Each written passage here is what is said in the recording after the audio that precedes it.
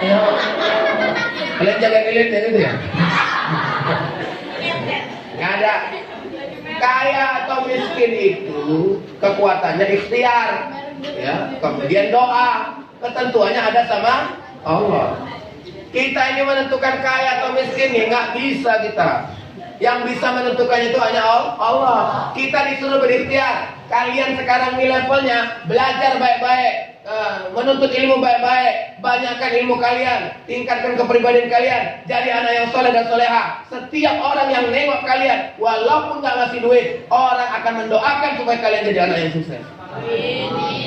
Ustadz dulu pengalaman tinggal di masjid. Begitu tinggal di masjid, apa kata bapak-bapak itu? Puji, bagus-bagus kau di masjid. Ya nak ya?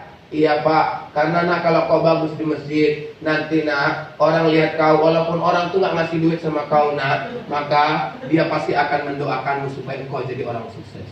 Itulah yang saya resapi sampai sekarang. Kalau seandainya ada orang bilang Ustaz sukses, alhamdulillah. Tapi kesuksesan saya adalah berkat doa orang lain.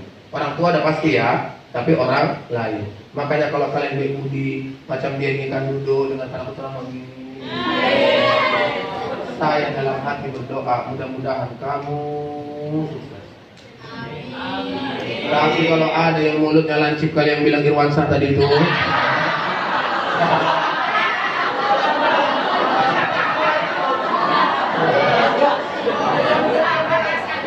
nah, aku pun dalam hati batin ini rusak suasana kawannya.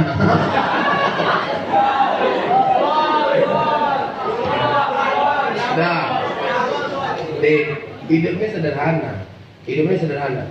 Kalau pintar kali pun kita, ya susah. Bodoh kali pun hancur. Tapi hidup itu jadi orang baik saja. Jadi orang baik maka akan mendapatkan doa kebaikan dari orang lain. Maka dulu kami waktu tinggal di masjid saya lah ya.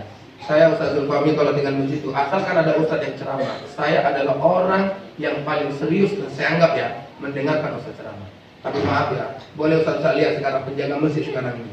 Dia jaga masjid, tinggal di masjid, ada pengajian di masjid, tapi malah dia nggak ada di masjid. Ini maaf, saya paling naik tensi saya itu kalau saya ceramah ini. Saya bilang sampai kain, ini Pak, nggak bagus ini anak-anak di kono kayak gini. Etikanya nggak ada. Dia tinggal di masjid Ustaz. Kecuali dia misalnya keluar, misalnya tak ada ini kan. Ini asalkan kita pengajian nggak ada di masjid tuh. Saya bilang, saya ini bisa ceramah bukan karena saya S1, S2, S3 saja di IAIN. Tidak, saya bisa ceramah ini karena saya mau mendengarkan ustaz-ustaz ceramah. Kalau enggak berat, dari mana bahan ceramahku coba? Mana ada diajari di kampus bahan ceramah? Enggak ada. Ada Ustaz? Enggak ada kan? Enggak ada bahan ceramah, enggak ada. Tapi dapatnya dari mana Ustaz ini? Oh, Ustaz ini ceramahnya kayak gini. Udah, kita ambil garis besarnya. Kalau saya bahasa saya itu mapping. Ya, mapping bahan ceramah. Di mappingkan. Oh, dari sini jelasinnya kemari jelasinnya kemari. Jadi sistematis dia. Begitu sistematis, yang mengelaborasinya adalah kita sendiri. Ngasih contoh-contohnya pengembangan sendiri, ngasih pemahamannya pengembangan sendiri. Tapi kerangka berpikirnya itu sudah dapat dari mana? Dari ustadz yang sudah kita dengarkan ceramahnya. Makanya kita ini kalau hidup mau sukses tuh gampang, jadi orang baik aja lah udah, ya kan? Kalau ikhtiar boleh sama, tapi hasil bisa beda. Sama-sama PNS, yang satu bisa punya mobil, yang satu masih naik kereta. Sama-sama pengusaha, yang satu punya ruko banyak, yang satu rukonya satu pun belum lunas. Ada. Karena yang berikhtiar, yang berdoa itu kita, yang menentukan adalah Allah. Kita hanya disuruh menjalani proses, hasil jangan dipikirkan. Biarlah Allah yang memikirkan hasilnya. Tanya kalau mau jadi orang kaya jangan cepet-cepet ini. Pak Ustadz, aku mau buka inilah Pak Ustadz usaha. Ada nggak Pak Ustadz yang bisa kasih pelaris sama aku Pak Ustadz? Janganlah. Itu kena tokoh badukun aja nyawa itu. Badukun. Ya, dimintai pelaris, dia mau aja lah, dia orang jelas. Ya, datang awak mau buka kedai lontongnya, Mbak aku mau buka kedai lontong Mbak, nah, kasih aku pelaris ya Mbak, oh tenang kok, nanti aku kasih. Ya, dikasih 3 bulan jualan, laris lontongnya. Ya, rupanya bulan keempat ada saingan. Begitu ada saingan, udah mulai nggak laris, datang lagi ke Mbak Dukun. Mbak, gimana nih Mbak, jualanku udah mulai nggak laris nih Mbak. Ya, syaratnya lagi lah Mbak. Oh ya. Tapi Mbak kenapa ya Mbak, jualanku kok nggak laris lagi Mbak? Lontongku kok nggak laris lagi Mbak? Mbak itu langsung bilang, oh ada saingan kau ya? Iya Mbak, ada sainganku Mbak. Ntar aku tengok dulu. Oh, kenapa Mbak? Oh, kenapa Mbak? Sabarlah kau, masih tengok nih. Pura-pura dia nengok. Entah apa aja, nengok merenung aja dia kan. Tengok dulu. Oh, ini kedai lontong kau ini sudah dilempari tanah kuburan sama dia.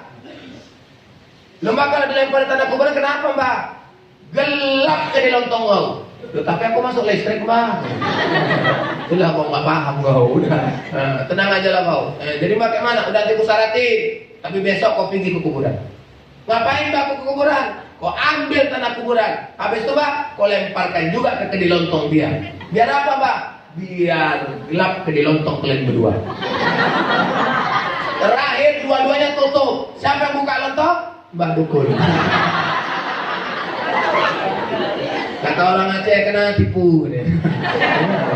Kena tipu. Ini orang kena tipu nih. Nah, kok gitu? Mau kaya di toko sama Mbak Dukun? Payah Mbak Dukun nih. Ya. Nanti anak sakit, datang ke Mbak Dukun. Mbaknya anakku udah demam Mbak 3 hari Mbak, belum selesai Mbak. Jurusan Mbak Dukun itu cuma satu, keteguran. Antara kalian datang, oh ini keteguran ini. Keteguran siapa Mbak? Keteguran neneknya. Selalu aja nenek yang salah. Rupanya ada jamaah saya Ustaz. Dibilanglah sama Mbak Dukun itu keteguran neneknya. Ya, si jamaah saya bilang Ustaz, waktu dibilang keteguran neneknya, aku bilang lah Ustaz, oh Mbak, apa? Neneknya masih hidup belum Mbak? Berarti kakeknya lah. Kakeknya main catur itu Mbak. Oh, dia rupanya asal-asalan nyebut.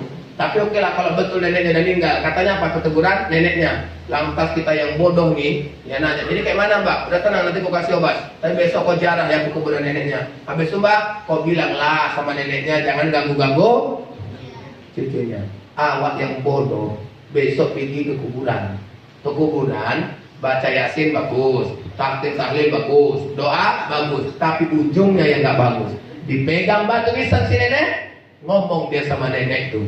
Oh Nek, ini cucumu lagi sakit Nek. Kata si Mbak, nenek yang negurin. Nek, jangan ganggu-ganggu cucumu ya Nek. Kalau nenek tuh bisa jawab, pasti dijawabnya, walah nak, aku aja di sini stres.